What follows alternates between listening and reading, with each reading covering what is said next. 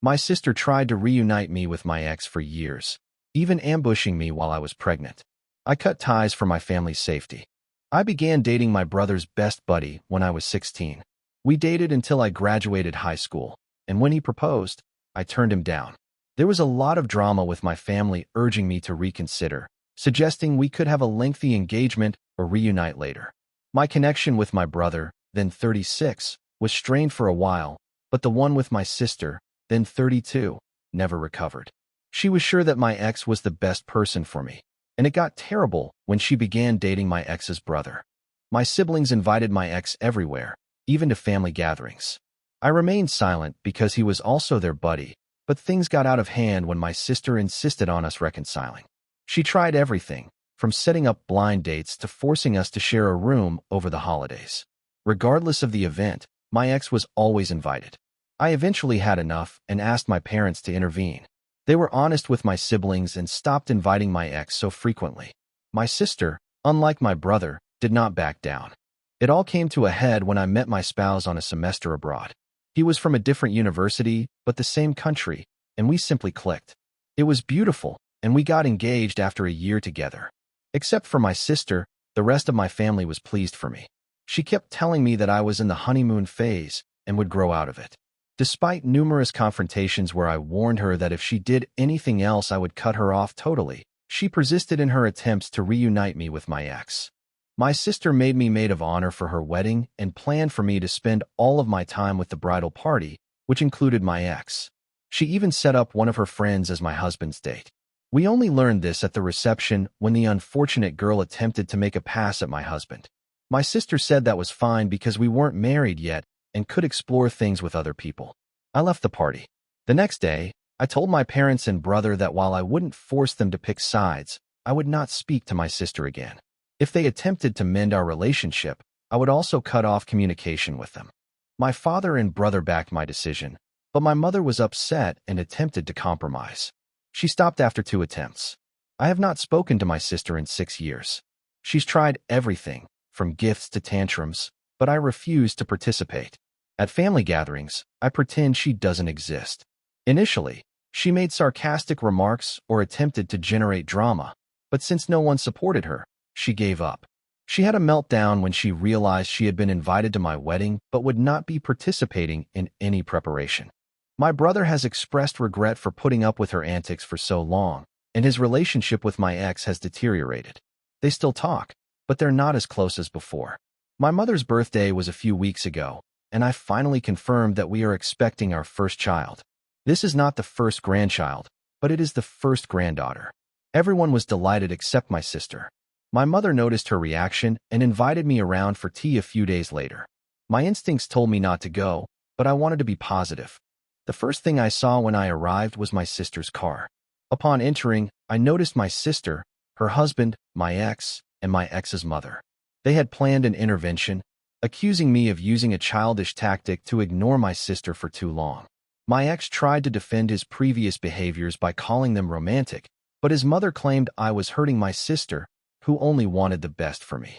She apologized on my sister's behalf and insisted that I forgive her. As they talked, I secretly texted my father, brother, and husband for assistance, staring at my mother in bewilderment. Then my brother-in-law had the audacity to call me hurtful and insist on acting like an adult because I was going to give birth to a baby. My mother started reading a letter about how upset she was that her daughters were not close. She admitted my sister's mistakes, but said they were well-intentioned. My sister responded with her own sorrowful letter, essentially repeating what the others had said. I didn't say anything until my brother came, apparently enraged. He took my belongings and expressed anger and disappointment. We sat in his car until my father and husband arrived. My brother continued to apologize as I sobbed uncontrollably. After leaving, I wrote an email to everyone involved except my mother, containing my lawyer's contact information and explaining that I no longer wanted to be contacted. I warned that any additional efforts would result in my contacting the police. Nobody has approached me personally, but my father has said that my mother and sister are hysterical. They aim to make things right with my sister, even suggesting that she become involved in my baby's life, potentially as a godmother. My father is currently staying with my brother, and they both completely support me. However, some family members disagree with my decision. Some mutual acquaintances have even contacted me to express their concern for my sister, who is spreading accusations that my husband is keeping me away from my family. To clear the air, I wrote a public post outlining all that had happened. My sister, brother-in-law, and ex are now receiving harsh criticism, which, while not fully my intention, I believe is justified. My mother is still distraught, which makes me feel awful, but not as horrible as her intervention did. I recently decided to chat with my mother about laying ground rules for any future contacts. These include family therapy, set boundaries, no sharing personal information with my sister, and separate holidays. Most importantly, I informed her that if she did something like this again, I would cut her off permanently. She believes these stipulations are excessive but has decided to comply. However, she mistook this for rapid access to baby news. I explained that it is a process and she must demonstrate that she has changed. My father and brother refused to speak with my sister and continued to apologize for not intervening sooner. I forgave them because they demonstrated growth. My husband supports whatever option I choose, but my mother-in-law is concerned whether cutting off my mother completely is the best strategy. Ultimately, it is my decision, but I am split about what to do with my mother. Update number 1. I want to thank everyone for their help and advice so far. I'd like to provide some additional context indicated in my comments, as I can't respond to each one individually. My ex and I split up when I was 18. He is now 37. The breakup occurred because I did not want to be married or engaged at the moment.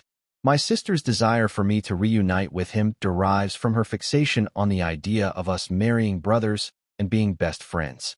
My mother has always been polite to my husband, but I'm beginning to feel it was all a ruse, which makes me quite sad. My ex has had other relationships since our breakup and has 2 children with one of them, but he has never married. My sister believes that his refusal to marry anybody else is romantic since it demonstrates that he only ever intended to marry me. However, I've heard that his obsessive behavior extends beyond me. He behaved similarly with his children's mother. My sister has encouraged him to refocus on me. She believes his assistance will put her back in my good graces, allowing her to be a decent aunt. My brother started distancing himself from my ex after I expressed my displeasure with having him around all the time. This transition occurred while I was attending college and visiting my family during breaks. My brother also made an extra effort to welcome my husband, which affected his friendship with my ex, who felt betrayed. Now, my husband is one of my brother's closest friends, and my brother only communicates with my ex when it concerns my nephew, my sister's son, or to avoid being impolite. While both of my parents first appeared supportive of my desire to avoid my ex, it turned out that only my father really agreed. On the day of the tea party, my mother informed my father that she was preparing my favorite tea and pastries for some quality time, but he was unable to stay. My father left to visit my uncle, believing it to be a considerate gesture. He is now outraged that he was misled. My husband tried to get along with my sister when they first met, but now he simply ignores her, assuming she is mentally ill. We don't know if she is, but her actions remain unacceptable. The tea party ambush, which featured my ex and his mother, was intended to help me face the root of my issues with my sister, according to their official version. To clarify a few facts, we are not Indians, are not extremely religious, and there is no income discrepancy between my husband and my ex. If anything, my husband might be slightly better off financially. Finally, my sisters-in-law, my brother's wife, and my husband's sisters are outraged by the scenario. My husband and his sisters intend to approach their mother about her comment. Meanwhile, my brother and his wife are thinking about going no contact permanently with my mother. They have chosen not to allow her to see my nephews for a while. The more I think about it, the more I believe I'll have to go no contact with my mother for my child's sake. My husband is devastated by the possibility that all of her previous contacts with him were fabricated, but he is even more unhappy that she made me cry and doubted myself as a nice person. While there are still numerous conversations to have with my family about my mother, I have decided to seek a restraining order against my sister and my ex. Semi-update. I spoke with my mother, but she insists she knows best. She labeled me a nasty person and stated that she would pursue grandparents' rights or even custody. While I know none of what she said is true, I was still concerned, so we sent her an official letter about it. My father has recently moved out of their home permanently, telling her that he could not accept her tormenting her own child. My brother and his wife have also agreed to go no contact with her. I realize this may appear abrupt, but I believe I underestimated how much sorrow I felt following the intervention. Afterward, my husband spoke with everyone, urging them to think seriously about what they valued, but he made it plain that we would not raise our child in a toxic environment. It's one of the several reasons I adore him. Reason number 3271 to be specific. My spouse has been saddened by my mother's deception and has determined never to give her anything again. My husband and his sisters also spoke with my mother-in-law about her comment, explaining why it was unacceptable. Fortunately, she is a compassionate and caring individual who comes from a supportive family, so she took their concerns seriously. Meanwhile, my father and brother continued to apologize for any part they played in the incident. My father is still in astonishment that things have progressed to this degree, describing it as unreal. Regardless, they are completely supportive of me and have committed to assisting me in fighting any bogus attempts made by my mother and sister. Update 2. I'd like to thank everyone for their beautiful messages and encouraging words. Things are both wonderful and dreadful right now, but I'm trying to remain optimistic. My brother and his wife sat down with my nephews and explained that Grandma was ill and had attempted to harm Annie and their younger cousin. They informed the boys that Grandma would no longer be a part of their lives, but assured them that she still loved them. It was a difficult topic, but the children were intelligent and understanding. They also learned that my sister is no longer a part of their life. The boys didn't appear to care since they already detested her, not only because of my circumstances, but also because she hasn't been very nice to them. My father pondered forgiving her, but a few days after my previous post, my mother and sister showed up uninvited at my place. My sister had never visited my house, and my mother knew I didn't want her there, but she ignored my wishes. The cleaning lady, who was unaware of the circumstances, allowed them in. I observed their car as I was returning from errands. This time, I did not go inside. Instead, I contacted my relatives for assistance, and my husband's sister, who was close, arrived swiftly. She challenged them, telling them to leave or risk arrest for trespassing. They went, but I began to feel unwell. We went to the doctor, who told me that the stress was affecting my health and possibly endangering the baby. My father, along with my brother, uncle, and husband, went to my parents' home to collect all of his stuff. My sister was there, yelling at my husband and accusing him of destroying her family. My father attacked my mother and sister verbally, telling them that they had nearly harmed my child and that he no longer wanted anything to do with them. Since then, my sister has been sending desperate messages to my brother, begging for assistance, but he refuses to intervene. I am devastated and saddened for my nephew, who is losing so much family because of his mother's behavior. However, this is the truth of the matter. Regarding my mother's threats about custody and grandparents' rights, my lawyer wrote her a letter noting that her actions were harmful to both my health and the baby's. The letter warned that continuing harassment would result in legal penalties. My brother also wrote her a letter highlighting her harassment of me. Both my mother and sister have declined therapy. While they may be mentally sick, it is evident that their actions have been consistent for a long time. I've resolved to prioritize enjoying the holidays with my supportive family, being healthy, and continuing therapy. Update 3. I received several requests for an update, so I thought I'd give a little more. First and foremost, I want to express my heartfelt gratitude to everyone who has left comments, notes, and suggestions. You have helped us become more cautious and prepared. Some folks wondered how we found out the baby's gender. We waited until after 20 weeks to announce due to a past loss. We had planned to announce the news when the miscarriage occurred the previous time, so we waited this time to preserve our feelings of security. Unfortunately, we were stupid to imagine that this announcement would be special for my mother. After posting, I gave the problem to my husband, who read all of the suggestions and comments. We conducted a thorough sweep of the house and happily discovered nothing unusual. However, we still felt insecure, so we moved to a hotel with my father. We later discovered there was a tracker on my dog's vest. My dog is small, gets cold, and routinely wears a vest, so we never considered checking there. We discovered the tracker when my father took him for a walk around the hotel, and my sister appeared, asking him about me and offering reconciliation. I was outraged and heartbroken, so we decided to relocate. Fortunately, we can afford it. We are renting out our old house to avoid leaving it empty, but I no longer feel at ease there. It seems destroyed and poisoned now. Unfortunately, my parents' house feels the same way, not only for me, but also for my brother, husband, father, sister-in-law, and my husband's family. We changed all of our phone numbers, purchased new equipment, and informed employers, friends, and the police about the problem. We also began individual and family therapy. Despite the fact that I have sincerely forgiven my father and brother, they are filled with remorse. We're all healing as a unit. Meanwhile, my sister and mother claim that they are not wrong and refuse to attend treatment. My father has prepared a new will. My sister's son will receive a trust fund and some inheritance, but my sister will receive only a modest sum. He is utterly finished with her. I originally felt sorry for her, but I've chosen to devote all of my energies to my daughter. My baby has arrived, and we consider ourselves really fortunate. It hasn't been the experience I expected because my mother isn't present, but many friends and family members have surprised us with their love and support.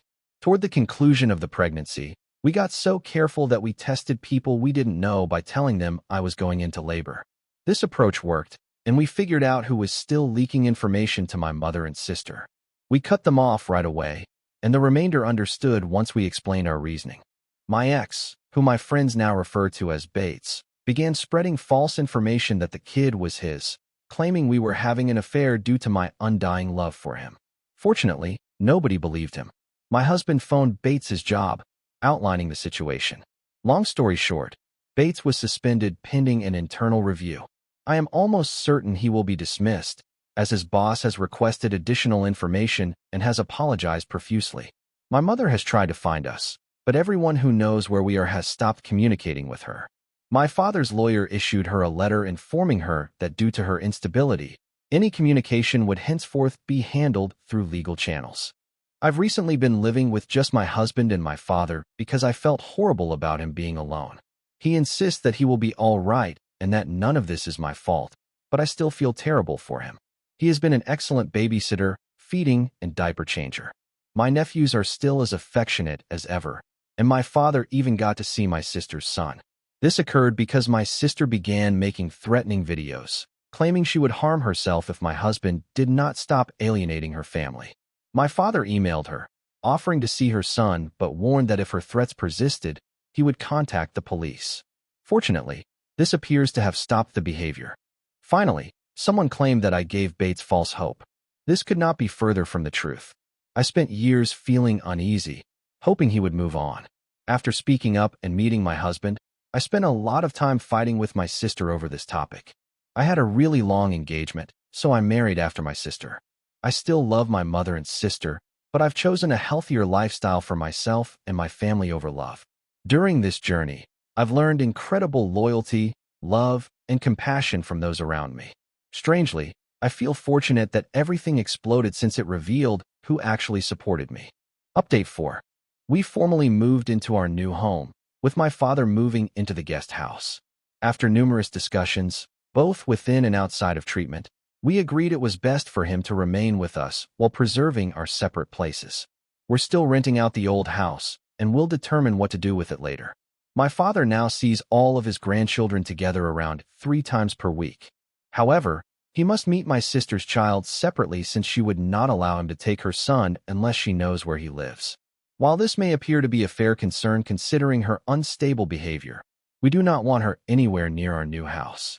My mother complained to the lawyers about how unfair it is that my father gets to see his grandchildren, but there is nothing she can do about it. A month ago, my father made a revelation that made me anxious. He stated that he has been paying for my nephews, my sister's sons, education, and babysitting, which is why she continues to allow him visitation. He felt horrible about keeping it from me and didn't want any secrets between us. I assured him everything was all right and begged him not to feel bad about it. On Mother's Day, my father received an email containing a link to an Instagram account. The account included a sorrowful video about how my mother has been abandoned by the majority of her family and how my sister is a saint for supporting her. It was sad and irritated me, yet I forwarded it to our lawyer. My father filed for divorce in May, and the process is still underway. My mother insists he is in the wrong, but my father has informed me he would rather drink bleach than reconcile with her. I suppose that's it. For Father's Day, my brother and husband took my father out, and they had a great day. My sister attempted to create drama by posting various things online, but we stopped my father from viewing them so he could enjoy the day.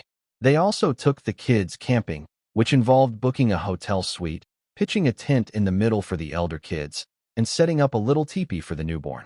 Moments like these remind me of how much joy my baby has given to our life. I'm overjoyed to see my spouse as the wonderful father I knew he'd be. While it is exhausting, the support we have gotten from family and friends makes me really grateful.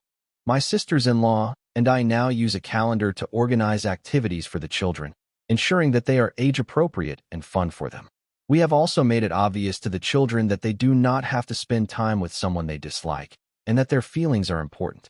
Right now, all the youngsters are enamored with the infant and have declared themselves her protectors. We've done small gatherings like breakfasts, and family time has become enjoyable rather than stressful.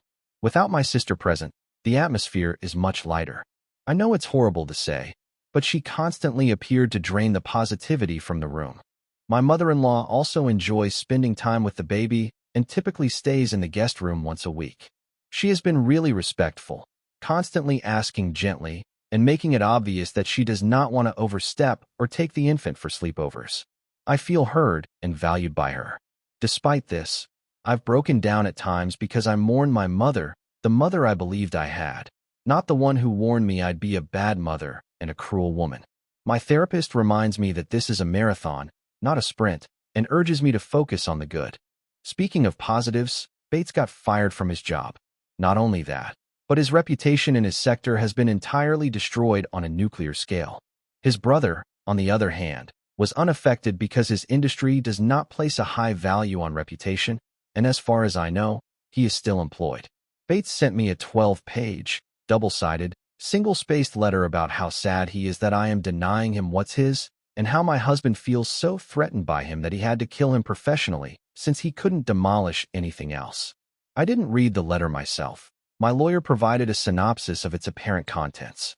I also heard through the grapevine. No, I don't ask. They just tell me since they know he is tracking me, that his children's mother had moved away and he didn't care. He reportedly stated that it was for the best. This man does not care about his children and prefers to play family with me and my baby. Unfortunately, Bates will not be homeless because his mother has already allowed him to move back in with her. I doubt he'll learn anything from this.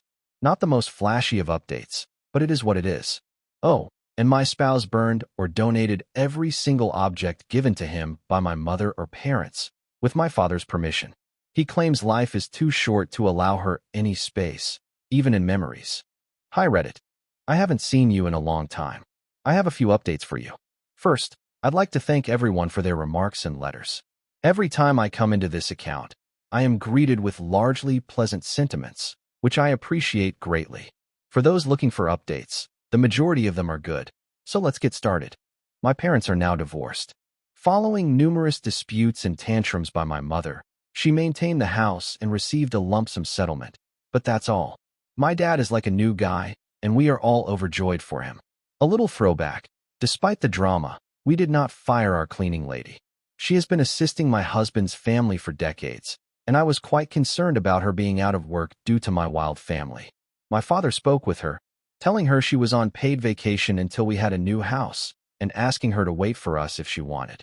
She was overjoyed, and her family was really grateful. Through this relationship, my father met her sister, who operates a nail shop, and they are now dating. She is a nice woman with adult children, so she knows our family's dynamics. My father has made it obvious that he does not want to move in or marry again, and she is content with that because she cherishes her independence. My mother almost had a stroke when she learned about his new relationship. She continued referring to it as a late midlife crisis and accusing him of being a sugar daddy. I haven't spoken with her, but I know she's hurting financially. She was never adept at budgeting and relied on my father to limit her excessive spending. My sister is also struggling now that my father has ceased helping her financially. He was originally prepared to continue supporting her for the sake of my nephew. But things changed when my nephew began calling my child an affair baby, claiming she wasn't with her real dad, and even pushing one of my husband's nephews at a party, claiming they weren't actually cousins. The children were perplexed and promptly informed an adult. My father attempted talking to my nephew, but he continued saying the same things. When my father told my sister about it, she remarked. Kids always tell the truth. That was the final straw. My father cut them off financially and informed her that adjustments needed to be made before he would reconsider. She panicked and screamed, but she refused to give in. Bates is still unemployed.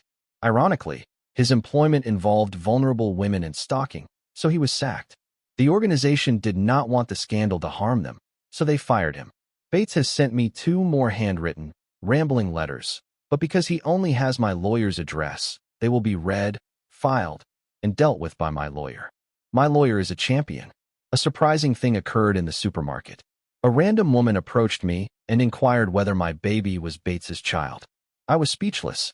She told me he has images of us on his page and blamed me for hurting such a good man. It turns out that Bates is still spreading the story that my kid is his and that I adored him. What surprised me the most was that the photo she mentioned was never made public. It was only shared once with a family group.